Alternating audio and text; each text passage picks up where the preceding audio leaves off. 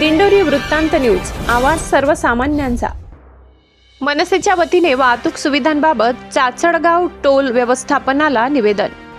सावळघाट आशेवाडी राष्ट्रीय महामार्गावर 5 ठिकाणी अपघात, काही जखमी दगावले, काहींवर उपचार।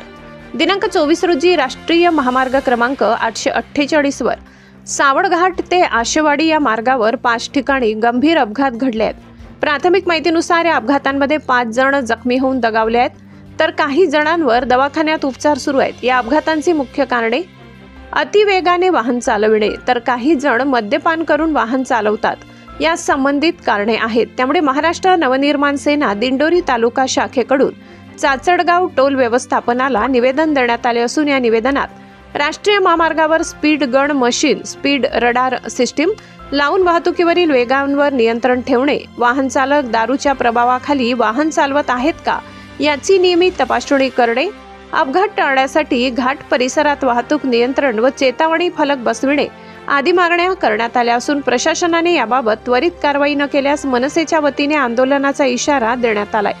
यावेळी मनसेचे दिंडोरी तालुका अध्यक्ष नामदेव गावित, चाचडगाव शाखा प्रमुख बाळू उदार, कैलास केदारे, साहेबराव शिंगाडे, तातीराम गवडी आदी पदाधिकारी उपस्थित होते।